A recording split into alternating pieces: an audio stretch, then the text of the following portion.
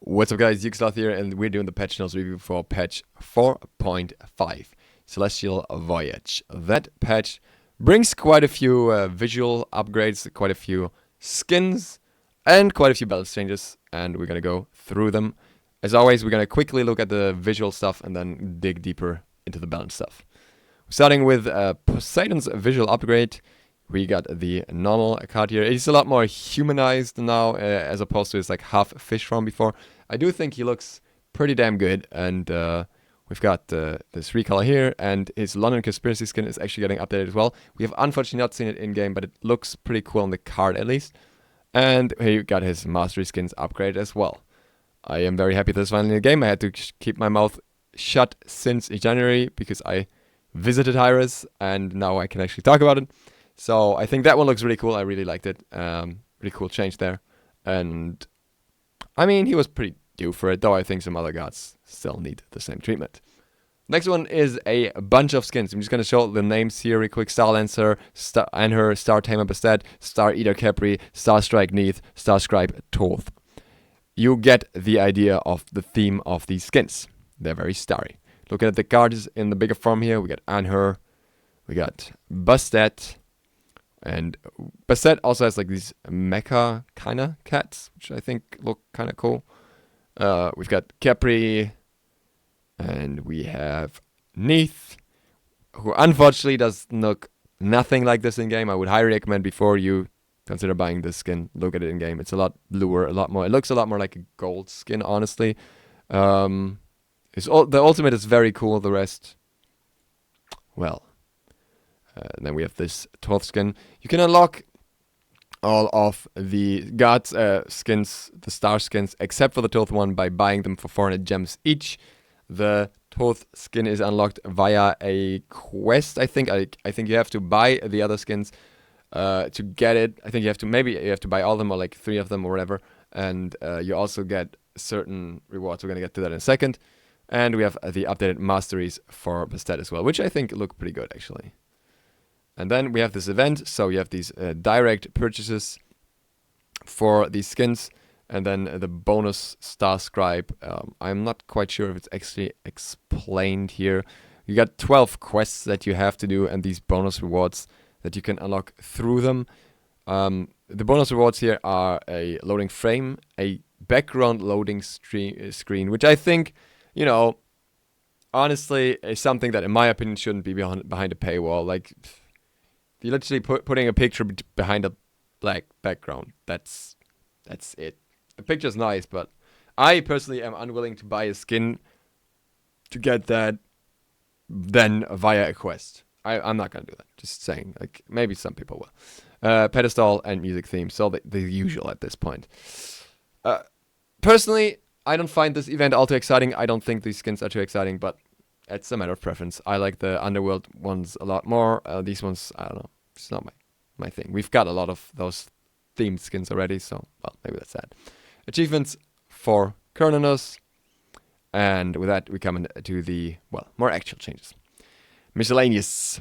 SLOTH.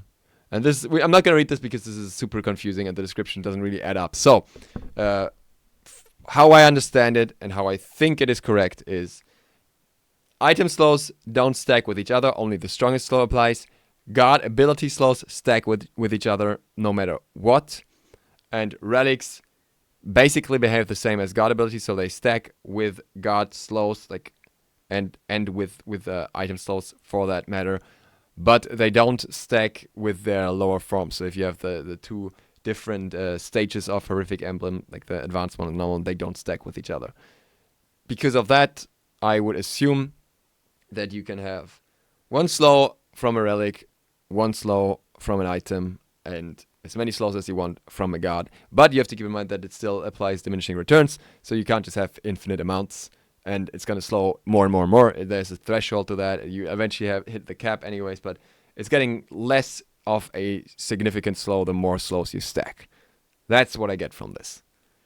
The next one is that there's certain items that were never announced before when your teammates bought them that are relevant for you. They are now announced, which I think is cool. You can now ban people from joining your clan. Also very good because it keeps the trolls out.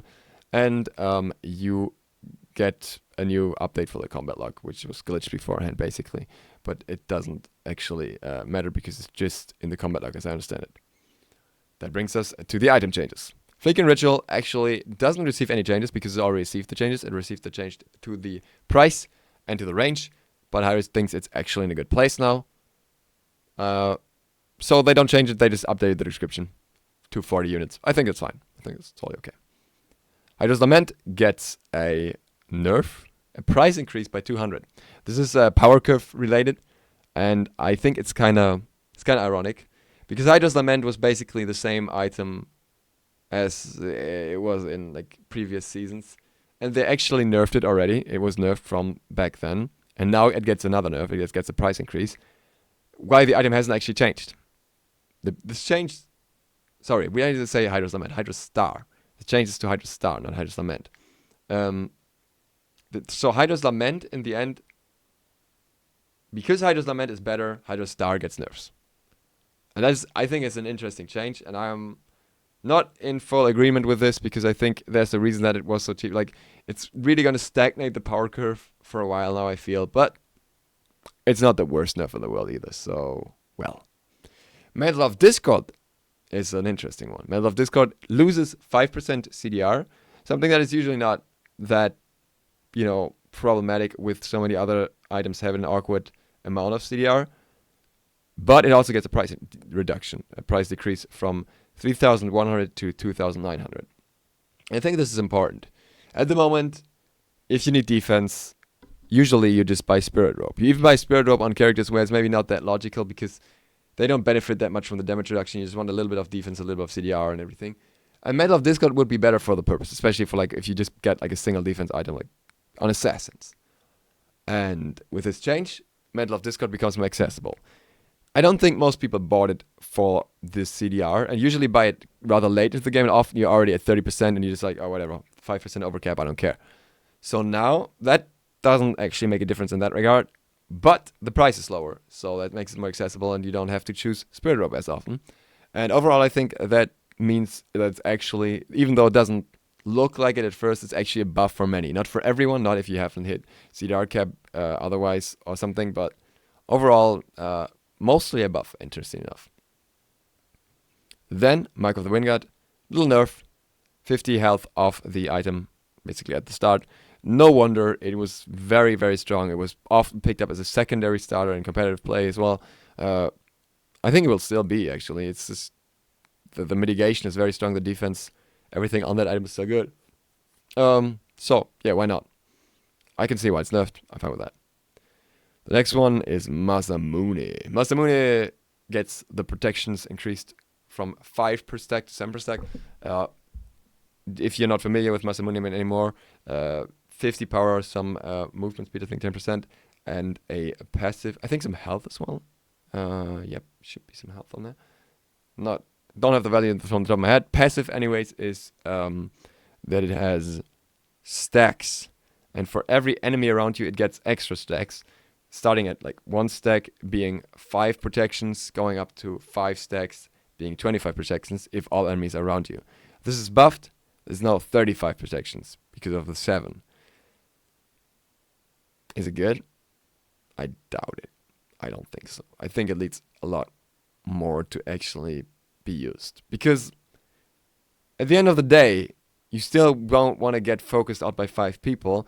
And if you're a character that is in the thick of the fight against 5 people, which requires them to be really clustered up, then you typically don't want items that have damage on them. You just want purely tank items that give you the defense no matter what happens. And Masamune doesn't really do that. And the power alone doesn't really work for warriors because this would be like a warrior item. So it's a bit... I don't think it will actually change much. I don't think it will be picked up much more than before. The item itself just doesn't synergize. Like, why do you put power on an item that's supposed to be like a defensive choice at the same time? Like, if anything, what it would need is pen, because that's something that warriors can benefit from the base values. But you don't want to build it on assassin mostly, so it's just a bit weird. We'll see. I doubt it's going to be picked up much. Relic stacking changes. Basically, yeah, just not relic stacking with the upgrades, which makes sense, right? Go to sprint. now will always give you the basic attack penalty removal, even if the slow is removed from you. The movement speed is removed from you. So, good change. I think that's fair. I think Greater Sprint wasn't picked up all too often, and this gives it not much more of a reason to do so, but at least it's not quite as bad. So, fair play. Or if Asclepius and Order of Healing no longer stack, also good. Now for the interesting part. Enchanted Spear. Enchanted Spear gets a 50 gold price reduction. So far so good. Honestly, I don't think makes much of a difference on its own, because it is 50 gold. It's a pot. What comes after that is interesting. Spear of Desolation.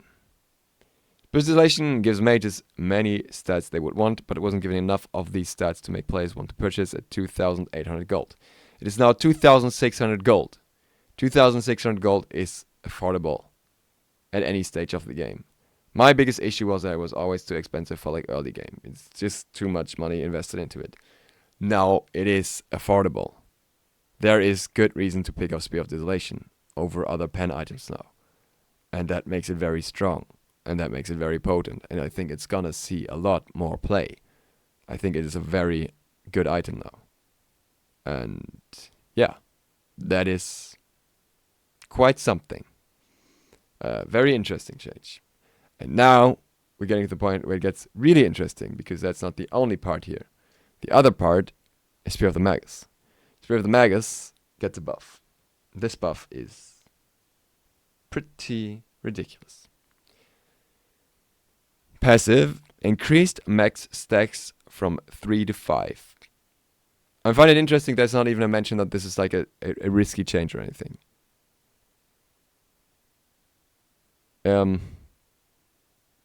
Do the math. It is 50 flat reduction from the stacks plus 15 pen. So you have 65 pen on a single item. Most characters in this game do not even reach 65 magical protection most of the time. Obviously you need to stack it first, so that's a downside. But when you have a god that has ticks, we have Anubis, Shang-Kui, Freya even. Freya who can just proc it with multiple hits. Ao Kuang. Attack speed Ao Kuang. Not even joking. Attack speed Ao Kuang. Quite a few more. Agni. Anyone who has anything that takes Spear of the Magus. Or anyone who has like multiple instances of damage that come quickly after each other, like Isis, can make very good use of this. Do not underestimate this buff. Because this buff is the biggest buff to a pen item we've seen in a long time. And pen items have a huge impact early in the game. I do believe that this buff was way too much. It will push dot gods, dot mages to new limits. And that's all I will say about it. I do not believe... I don't know if we see this buff on live. If we do, we are in for a very different mage meta. I expect this to be rewarded, but even then, Spear of Desolation is going to be bringing some new things out there. Poseidon as well, yes. There's a lot of mages that can make use of this. And those who do, beware of them. Especially if you're not a tanky character. Like, just keep in mind, like, Hardwood gives you 20 protection. This now takes away Hardwood 2.5 times in magical protections. Just throwing that out there. And it's not even that expensive. Soul Trap. Soul Trap gets a price reduction from 1,600 to 1,400. I felt like it's always a bit expensive, so fair. Cool. This is a little more better of a power curve. Aphrodite gets a fix where like being kissed by 2 Aphrodites would cause them to get a permanent speed boost, so it's like mode of the day, whatever. Ares, Shackles now deal more damage to minions, going from 50 to 130 instead of 25 to 105. Helps a little bit with early clear. Think that's a good change. I think I like that. I think that's cool. Helps him a little bit. He's not at a great place, so good. Cernunnos gets some nerfs. Base power down from 40 to 37. And the base power on Shifters of Seasons, I'm assuming, is just like, I don't know, Shifter of Season is his basic attack, I would assume. I'm not quite sure how to understand this. I just guess it's like a typo or just accidentally copied it, but whatever. It's a little base power reduction either way. And Bramble Blast no longer slows. So, good. So I think that's a good nerf. It's a good start. I feel like you might need more nerfs because his damage is still pretty ridiculous. But you didn't need that CC in the first place, so yeah. Let's see. They're probably going to keep an eye on him for longer. Hercules. He just gets a little nerf. Mitigate wounds gets 2 seconds of extra cooldown. So if you proc it twice in team fight, you'll have to wait a little longer. Yeah. Good. I think you need nerfs. I don't know how much this will actually change, but it's going in the right direction. It's targeting the right thing as well. Jingwei, base health increased per level. And base health per level. Oh wait, whatever. And the base movement speed increased by 5. So 78 extra health per level and 5 extra movement speed. And explosive balls gets 2 seconds of cooldown reduction. Good. Overall good. She needs some buffs. And this is like something that can like gradually buff her up. This is like nothing crazy. And we'll see where she goes from there. Nemesis. I like this one. Swift Vengeance. Nemesis can now use her abilities and basic attacks between her first and second dash. Her second dash still goes on cooldown after 2 seconds. That means you dash once, catch up to the enemies, slap down on them for 2 seconds, or use your 2 if you haven't used it or whatever. And then when they like get like slightly off range, you just dash again and you keep beating down on them. Will make chasing a lot easier for her. Don't underestimate this buff. I think this would be quite impactful on good Nemesis players. Emphasis on good. For a bad Nemesis player, they just use the dash twice and don't even notice. Morrigan just gets some fixes, basically. Nothing that actually impacts gameplay. Thoth now cannot charge his ult for free anymore. It now costs 30 mana whenever he cancels it. So you can't just spam it all the time and just bait all the things out, but you can still use it if you have a little more mana. The mana gets updated icons. And Shankui's buff that didn't really go through, I've talked about this in a video, now is actually gone through completely. Now the scaling also gets 75% remaining damage, and that's pretty good actually. If you've seen the patch notes on stream or anything, you will have maybe seen my question after.